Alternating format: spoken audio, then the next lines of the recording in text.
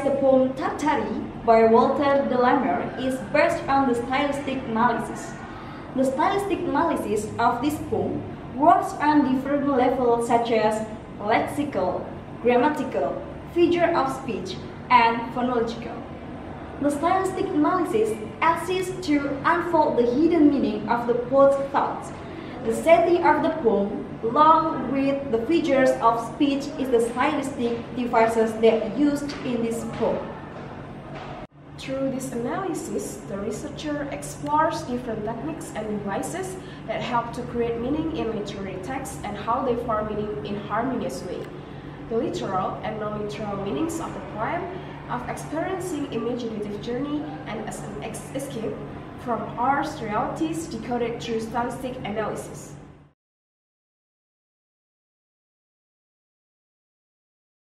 Stylistic is study of the devices in languages such as rhetorical figures and syntactical patterns that are considered to produce expressive or literary style. David Crystal considered that stylistic studies certain aspects of language variation. Stylistic analysis of any text is different from literary analysis of other texts because it's based on facts and objective in nature. This paper based on stylistic analysis of the Walter de Mare poem Tartary. The stylistic analysis includes lexical general and specific level, grammatical categories, figures of speech, and phonological sound pattern. Stylistic analysis will help to conclude the hidden or underlying meanings of the poem. Walter John de Mare was born in 1873 and died in 1956. He was an English poet, short story writer, and novelist.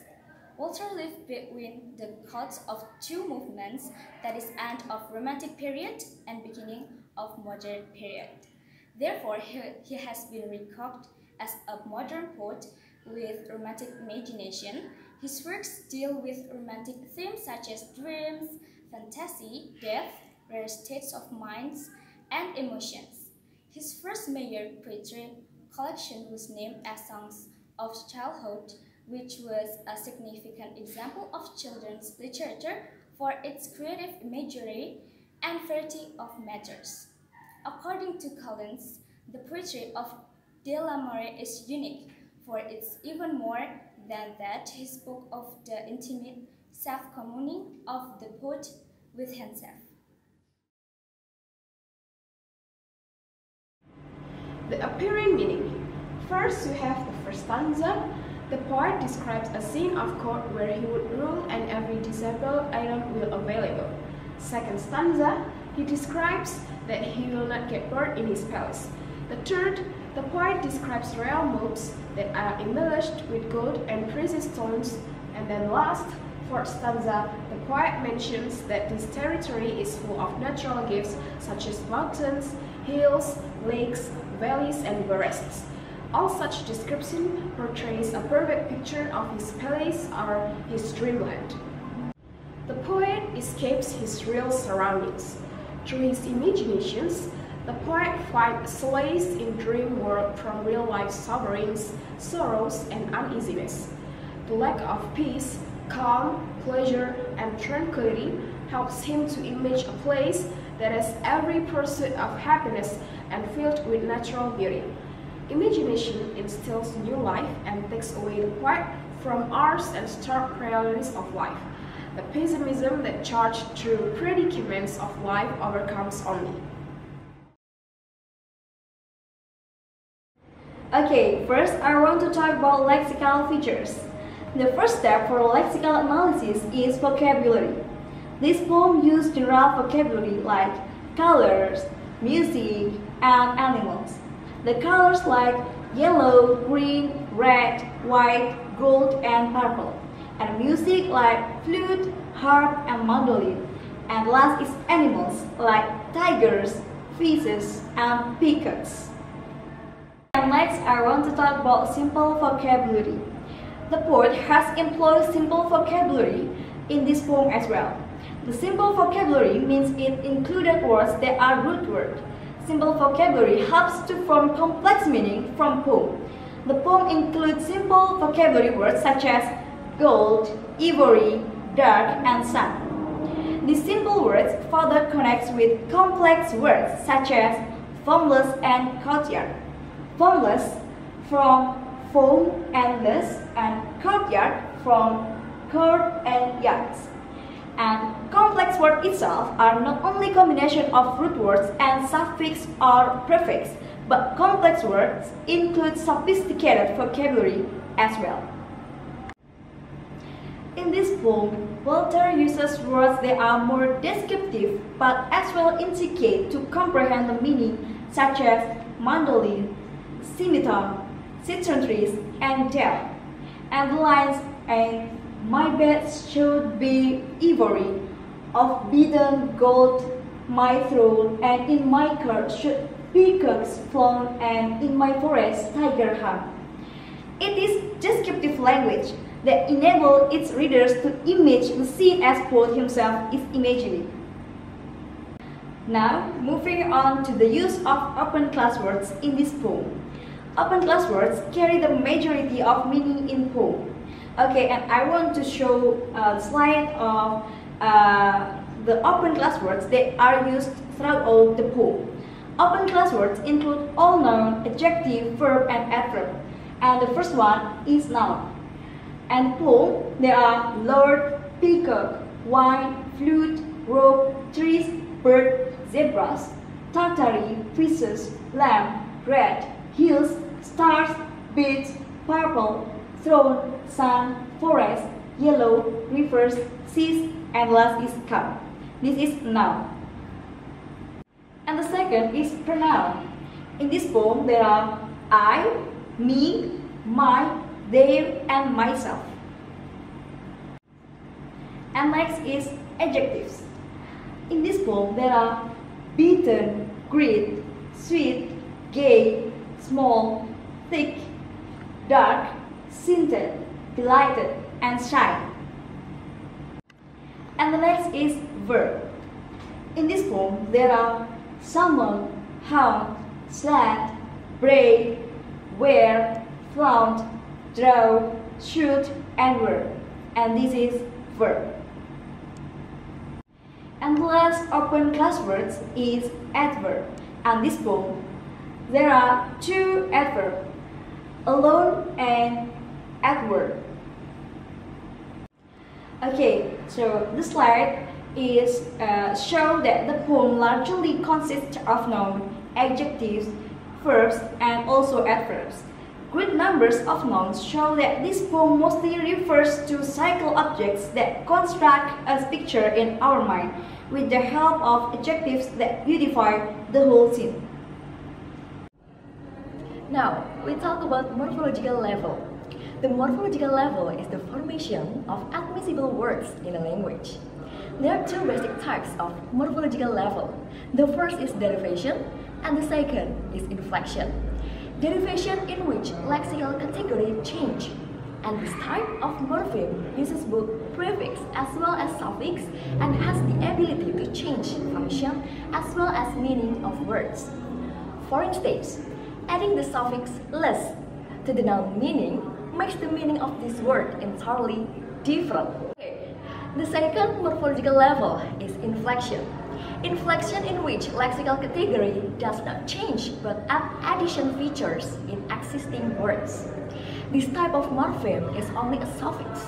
It transforms the function of words by adding "li" as a suffix to the base of the noun, such as in friend, which becomes friendly, and now it contains two morphemes, friend and "li."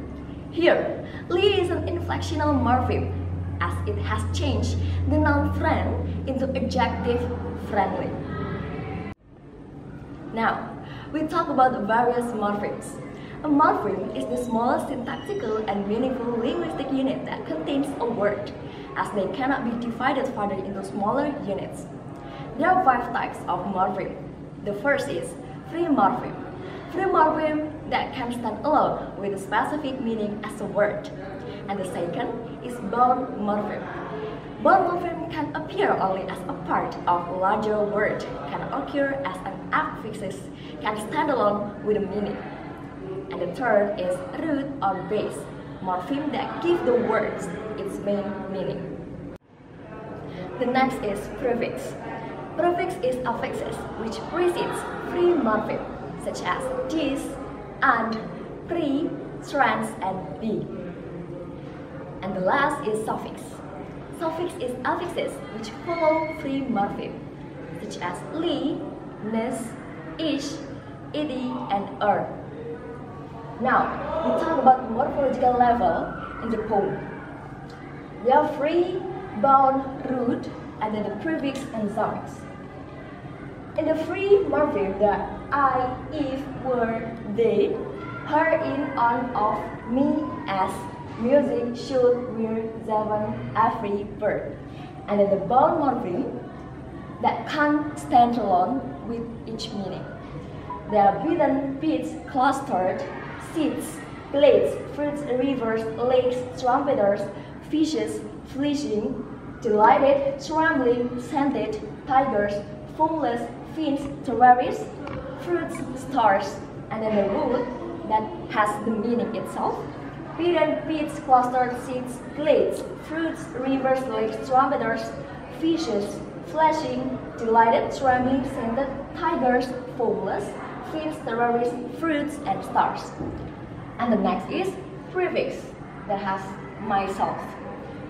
And then suffix, foamless, scented, delighted, flashing, beats, and stars.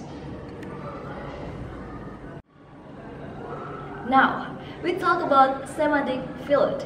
Imagery as the component of semantic field means to use figurative language to represent objects, actions, and ideas in such a way that it appeals to our physical senses.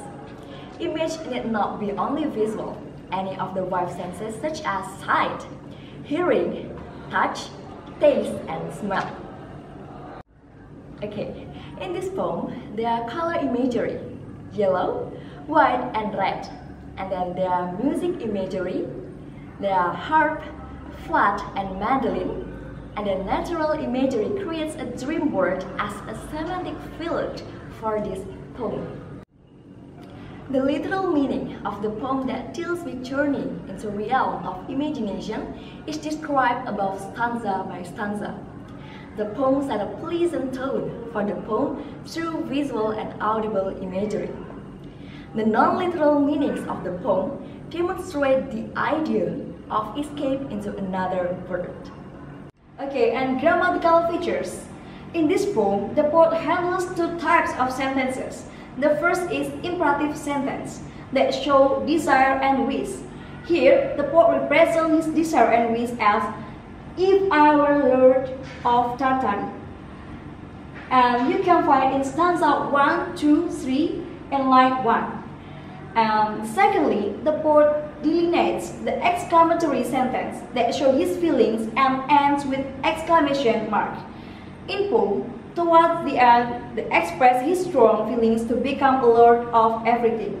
You can find in Lord of the Fruits of Tartary, her rivers silver pearl, and in stanza 4, line 1 and 2.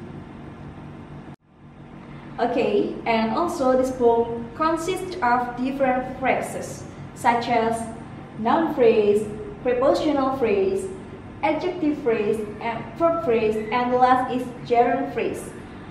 Noun phrase, the example of noun phrase in this poem is in stanza 3, in line 7.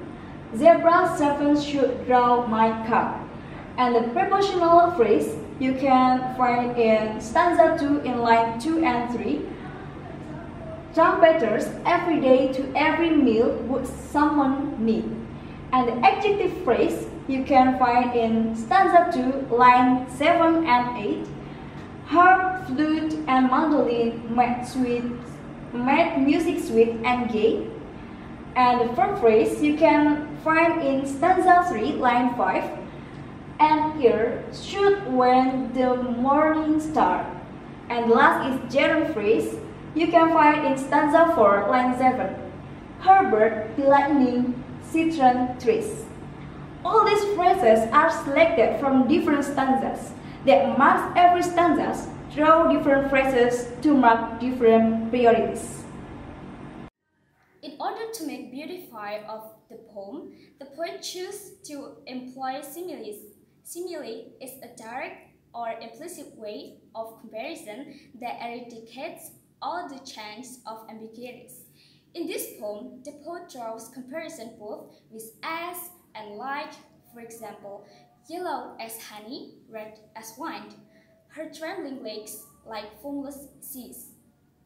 Just metaphor implicit comparison such as in every purple field, then the poet does use of hyperbole for exaggerating effect and to glorify his dream with his possible creative expressions such as the evening lamps would shine yellow as honey, red as wine. Here, the poet exaggerates the colors of light and represents how it should look. This is used because the poet wants to give a strong sense to the reader and make poetry more interesting. To assert his point of word repeats or repetition, the first line before beginning new stanza, the purpose of reiteration of the same line depicts this desire and ardent wish for possession, and even the word my is used every time. The poet follows climax sequence for this poem. First, he starts to exert his power on less powerful creatures such as fishes, tigers, and peacocks. Then he talks about his worldly pleasures, having heavy meals, listening to music, and wearing expensive robes. After exerting his power on human beings, he thinks to overpower hills, mountains, and lakes as well. Phonology is a branch of linguistics concerned with the systematic organization of sounds in language. Here, the phonological sounds create a rhythm in poem. The poet used anaphora to emphasize the main theme of the poem If I Were Lord of Tartary. It is created to accentuate poet's longing for an entire world, such as world of power and authority. The repetition of the same line also creates the rhythmic effect and even easy to remember. Another example is, and in my court should peacocks flown, and in my forest tigers horn, last, and in my pools great fishes swam. First, we have alliteration. That is the occurrence of the same consonant letter or sound at the beginning of the words. Here we have true Tartary's dark as the example. And then second, we have consonants. That is, refers to repetitive sounds produced by the consonants. We have flood, hard, and slant. And then we have syntactic parallelism, that is, refers to parallel syntactic structure.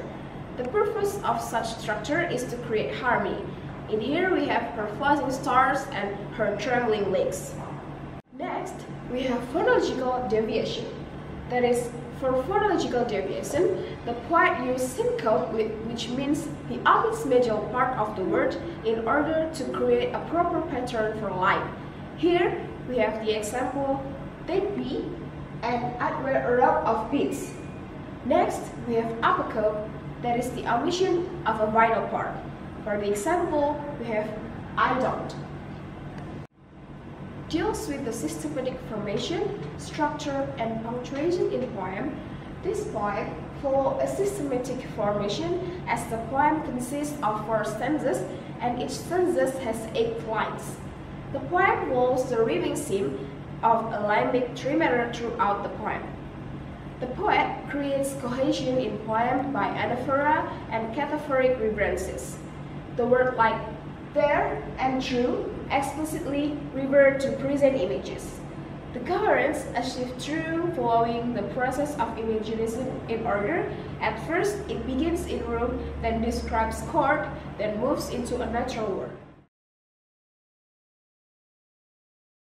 Thus, on the whole, the stylistic analysis of this poem helps us to understand the poem in a better way. The poet conveys the intended message through vivid imagery and descriptive use of language. The poet uses easy to understand words, but overall, it still seems to be a very beautiful poem. The poet uses figurative language and follows a rhyming scheme. In a way, the poem has a journey from a simple desire to extreme power. This poem gives a complete sensuous appeal. Further, the words are vocabulary to construct the meaning. Hence, all these devices facilitate to make a simple poem an extraordinary poem.